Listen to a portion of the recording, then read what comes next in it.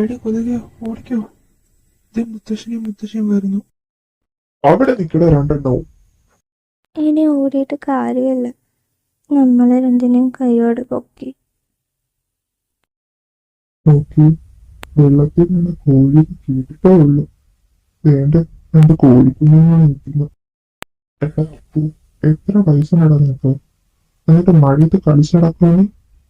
ആ, അവന്റെ പുറകിരിക്കുന്ന സാധനമാണല്ലോ, ഇങ്ങോട്ട് വന്നേ.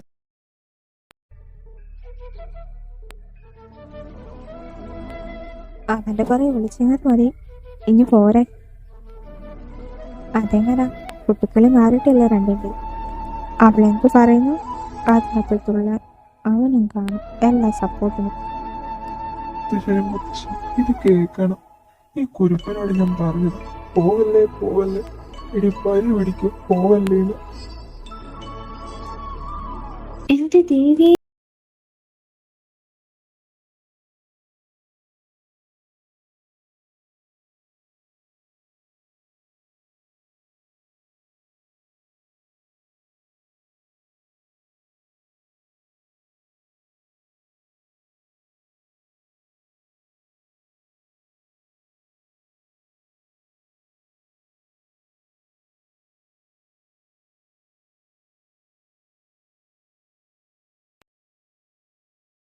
ഏ മനുഷ്യ, നിങ്ങൾക്ക് വീട്ടിൽ വന്ന് പെണ്ണ് കഴിക്കാൻ വല്ല ഉദ്ദേശമുണ്ടോ?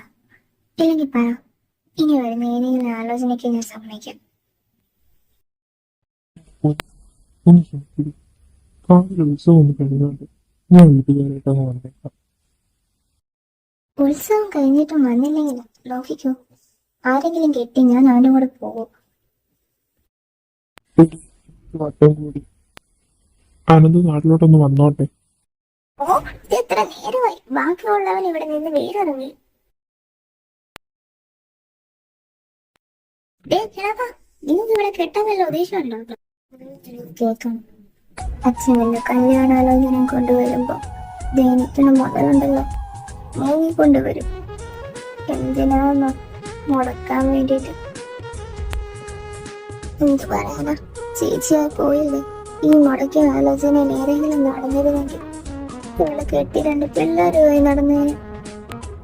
എനിക്കിങ്ങനെ പിഴ നിറഞ്ഞേക്കേണ്ടി വരില്ലായിരുന്നു. ബോയ് ഫ്രണ്ട് ഇല്ല, പ്രണയമില്ല, കെട്ടാൻ സ്ഥലത്ത് കഴിഞ്ഞിട്ട് നിൽക്കുന്ന ഒരു പെണ്ണിന്റെ രോദനം പറഞ്ഞാൽ നിങ്ങൾക്ക് മനസ്സിലാവില്ല.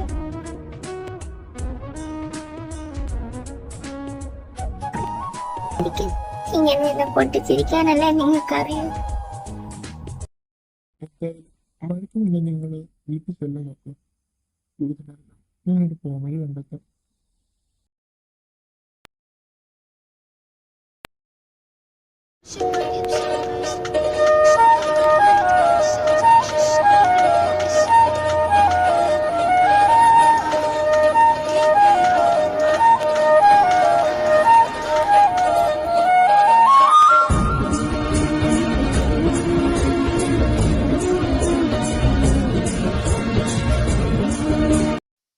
ശാരദേ, ഇതേണ്ട അവരിഞ്ഞെത്തി.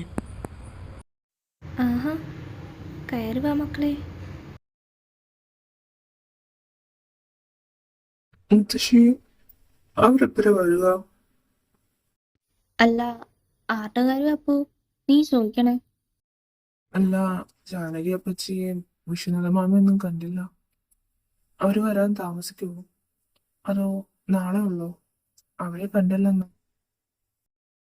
ഓ, അങ്ങനെ. അവരെ കണ്ടില്ലല്ലോ, അതോ വേറെ ആരെയല്ലോ? അല്ല, എന്താ ഇവിടെ അമ്മൂമ്മയും കൊച്ചുമണ്ണും തമ്മിലുള്ള സംസാരം? ഞങ്ങൾക്ക് കേൾക്കാൻ പറ്റുന്ന വല്ലതും ആണോ?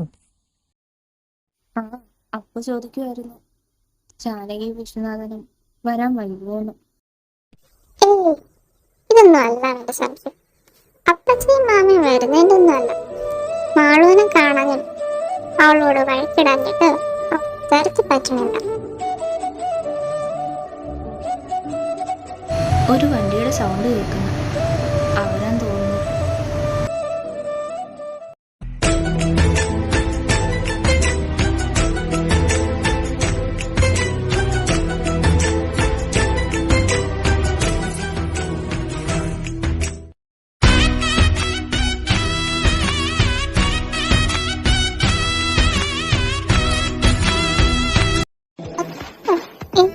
ശരി മാക്സ് പറ്റിച്ചതുപോലെ വാ അടച്ചു മിണ്ടായിക്കണം.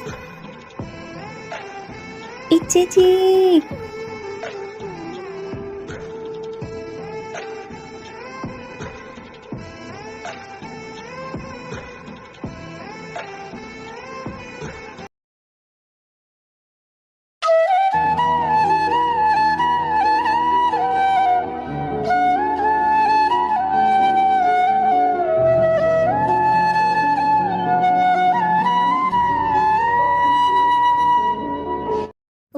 ഇതൊക്കെ എന്ത് ലാ, ലാ, ലാ, ലാ, ലാ, ലാ.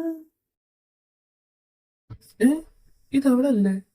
നീ കൊതുകെ ആറ് ചോര കുറ്റി കുടിക്കാനാടി ഈ രാത്രി നീ ഇറങ്ങിയേക്കുന്നേ? ആരുടെയും ഒക്കെ ആയിക്കോട്ടേന്ന്. ഏതായാലും നിങ്ങളുടെ ചോര എനിക്ക് വേണ്ട. ഓ, എന്റെ കെട്ടിയവനായ ഡ്രാക്കുള ചേട്ടൻ അവിടെ നിനക്ക് വേണ്ടി ബ്ലഡ് സപ്ലൈ നിൽക്കുന്ന കാര്യം ഞാനങ്ങ് മറന്നടി. ഓഹോ, ഏതായാലും ഞാൻ കെട്ടാൻ പോകുന്നത് തന്നെയോ അല്ലെങ്കിൽ ആ ഡ്രാക്കുളയൊന്നും അല്ല. എൻ്റെ ഹോട്ട് ആൻഡ് സ്വീറ്റ് എൻ്റെ ഹരിയേട്ടനെ പോലെ ഒരാളെ ആയിരിക്കും. എന്റെ ഏട്ടനായോണ്ട് പറയല്ല, അങ്ങേര് തിരിച്ചു വരുമ്പോ ഒരു പെണ്ണിനെയും കിട്ടി പാഴ്സലൊക്കെ കൊണ്ടായിരിക്കും മിക്കവാറും തിരിച്ചിങ്ങോട്ട് നാട്ടിലേക്ക് വരിക. ആ കരുന്നൊക്കെ വളച്ചൊന്നും പറയാതിരിക്കാവോ എൻ്റെ പൊന്നോ. അല്ല പിന്നെ, നീ എന്റെ ഏട്ടനെ കിട്ടുന്നത് ഒരു വൻ കോമഡി ആയിരിക്കും. ഇരട്ടകൾ തമ്മിൽ കല്യാണം കഴിച്ചതുപോലെ ഇരിക്കും രണ്ടിനെയും കാണാനായിട്ട്. എന്റെ മാളു, നിനക്ക് ബോധമില്ലെന്ന് പറയുന്ന സത്യം. അല്ലെങ്കിൽ പിന്നെ നിങ്ങളെ കാണാൻ രണ്ടുപേരും ഒരുപോലെ. അങ്ങനെയുള്ളപ്പോ നിനക്ക് എന്നെ പ്രേമിച്ചവിടെ ഒന്നല്ലല്ലോ, ഞാനും നിന്റെ അമ്മയുടെ മോനല്ലേ. പോരാത്തിന് ഫോട്ടോ ഹാൻഡ്സ് ലേഡി ഞാൻ. എടാ കെട്ടാൻ പറ്റിയൊരു ചരക്ക് ഒന്ന് പോടാ ചെറിയ പോയൂ. ഓ, എന്തൊരു നാറ്റമാടി ഇത്. നീ ഇന്ന് കുളിച്ചില്ലേ? ആറിട്ട് വയ്യ, ഇപ്പൊ കുളിക്കുമല്ലേ?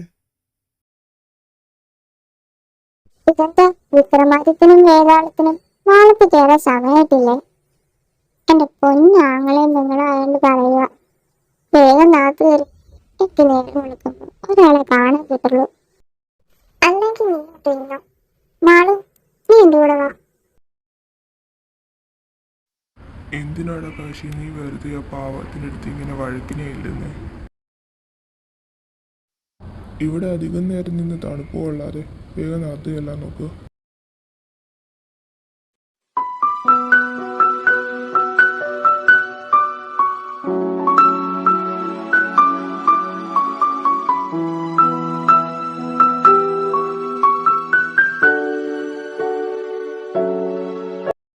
അല്ല മട്ടി, നീ തന്നെ പറ. നീ അവൾക്ക് ഏറ്റവും പ്രിയപ്പെട്ടവളല്ലേ? ആ വായാടി കൊതുകിന്റെ അടുത്ത് ഒരു ദിവസം അടികൂടി ഇരുന്നെങ്കിൽ എന്തോ പോലെ എനിക്ക്. ഞാനൊരു പൊട്ടത്തി അവിടെ കളിച്ചും ചിരിച്ചും നടന്ന സമയം പോണതറിയില്ല. അലമാലകളാടി ഉലഞ്ഞൊരു കടലായി ഞാനുണർന്നു.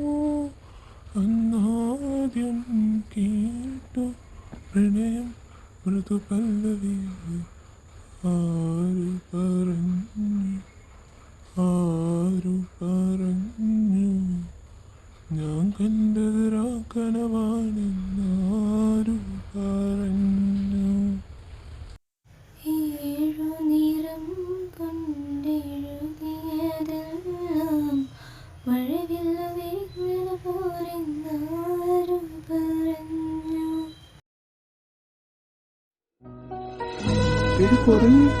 നീ ഇതുവരെ പോയില്ലേ? നിനക്ക് ഉറങ്ങൊന്നും വേണ്ടേ? കിടന്നിട്ട് ഉറക്കം വന്നില്ല. പിന്നെ ഞാൻ ഇങ്ങോട്ടേക്ക് തിരിച്ചു പോകുന്നു. ഓ, മഴ നനയിലെടുക്കുമ്പോൾ നീ ഇങ്ങോട്ടേക്ക് വന്നത്? എന്നെ വഴക്ക് പറയാ ആരോടും പറഞ്ഞു കൊടുക്കൊന്നും ചെയ്തേക്കരുത്. ഞാൻ മഴ കാണാനായിട്ട് തന്നെ ഇങ്ങോട്ടേക്ക് വന്നേ, വേറൊന്നും അല്ല. നാളെ കാലത്ത് തന്നെ ഞാൻ സുമിത്രാമ്മയുടെ വീട്ടിലേക്ക് പോവും ഡാൻസ് പ്രാക്ടീസിനായിട്ട്. അവിടെ പോയി കഴിഞ്ഞാൽ പിന്നെ സുമിത്രാമ്മ പനി വരുമെന്ന് വിചാരിച്ച് മഴ നനയാൻ പോയിട്ട് കാണാൻ പോലെ സമ്മതിക്കില്ല. പ്ലീസ്, കഷ്ടമുണ്ട്. ശരി. ആ പിന്നെ പാട്ട് നന്നായിരുന്നു. എന്റെ അത്രയിലും നീ മോശമല്ല. അപ്പൊ ശരി, ഗുഡ് നൈറ്റ്.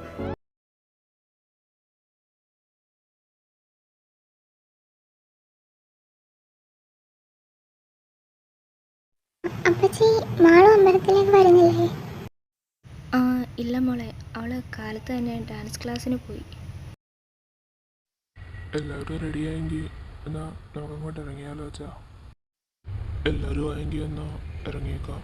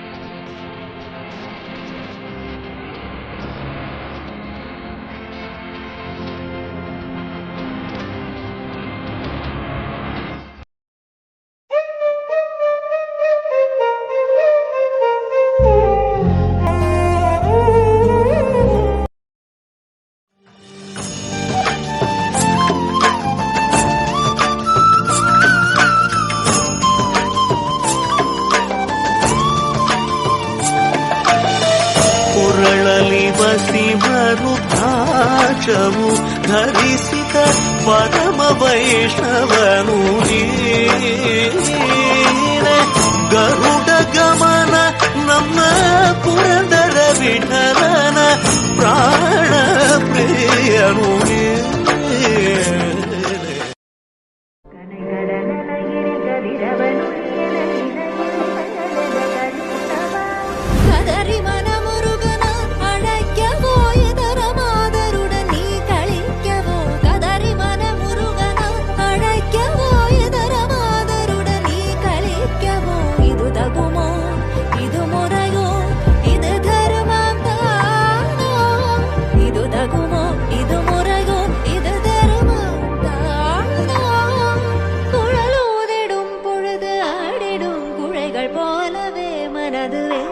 മികവോട് അലൈപായുത്. എങ്ങനെയുണ്ട്? ഞാൻ വിളിച്ചില്ലേ? ആ, നീ വിളിച്ച് ബാക്കിയുള്ള പെർഫോമൻസ് കൊള്ളായിരുന്നു. പോടാ.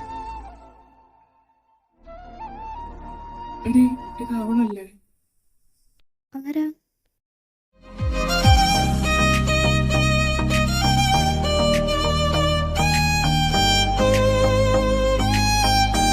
ആരെയായി നോക്കണേ?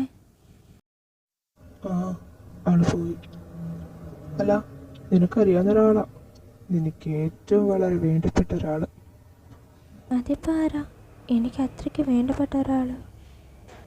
കൊച്ചിലെ നീ ഹരിയേട്ടന്റെ പേരും പറഞ്ഞ് ഒരാളെടുക്ക വഴക്കിന് പോയ ഓർമ്മയുണ്ടോ? എനിക്ക് നല്ല രീതിയിൽ തല്ല് വാങ്ങി തന്ന ദിവസം. ആരെ പറ്റിയാ പറയുന്നേ? എനിക്കൊന്നും മനസ്സിലാവുന്നില്ല. അല്ലെങ്കിലും നിനക്കൊന്നും ഓർമ്മയില്ല. നിന്റെയൊക്കെ ഇടയ്ക്ക് കിടന്ന് തല്ല് കൊണ്ടത് മുഴുവനും ഞാനല്ലേ? എന്താന്നറിയ ഇത്? മനുഷ്യന് മനസ്സിലാവുന്ന പക്ഷെ പറ. അല്ലെങ്കിലും നിന്റെ തലയിലൊന്നും കീറില്ല. എടിയൊരു പൊട്ടിക്കാടി. ഹരിയേട്ടൻ്റെ ഇഷ്ടമെന്ന് പറഞ്ഞൊരു പെണ്ണ് കടന്നില്ലേ? നീ അവളോട്ട് വഴക്കുണ്ടാക്കിയിട്ടില്ലേ? ഹരിയേട്ടൻ്റെ പേരും പറഞ്ഞു. അവള് ഓഹോ, ലവളാ. അവള് പിന്നെ വന്നോ ഇങ്ങോട്ടേക്ക്?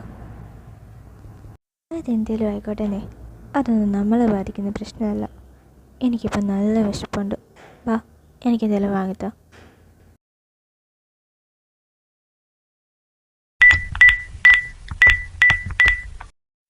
ഇവരെന്താ വിളിച്ചാലും ഫോൺ എടുക്കാത്തെ?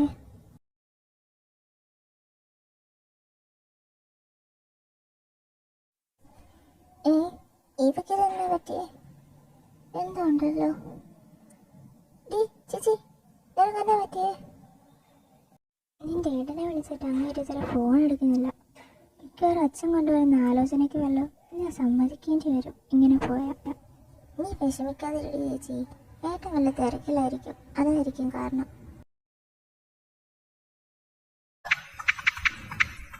ആ കിട്ടി.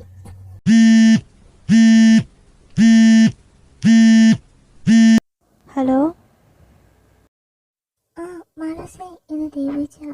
എടി, എനിക്ക് നിന്റെ ഒരു ഹെൽപ്പ് വേണം, വളരെ അത്യാവശ്യമാണ്. ആ, കാര്യം പറ. എന്താ? എടാ, കാര്യങ്ങളൊക്കെ കൈവിട്ടു പോകുന്ന അവസ്ഥ.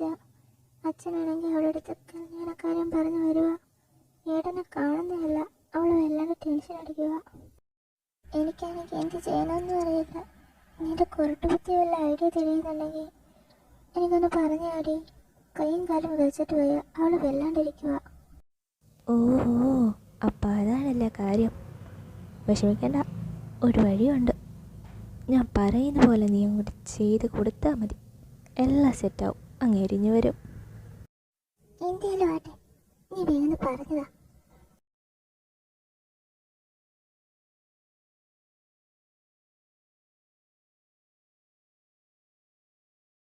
ഞാൻ പറഞ്ഞു തന്നെ എല്ലാം ശ്രദ്ധിച്ച് കേട്ടല്ലോ. ഒരു തെറ്റും കൂടാതെ പറഞ്ഞു തന്നതുപോലെ തന്നെ പറയണം. ഒന്നുകിൽ ഏട്ടനെ വിളിച്ചു വരുത്തുകയോ അല്ലെങ്കിൽ ഫോൺ ചെയ്തോ പറയണം. എങ്കിലേ ഇതൊക്കെ സെറ്റാവത്തുള്ളൂ. നടക്കുമെന്നേ. ഓക്കെ എടുത്തേ, താങ്ക് യു. എനിക്കെന്ത്? ഓ, ഇങ്ങനെ നമ്പർ എവിടാ? ആ, കിട്ടിപ്പോയി.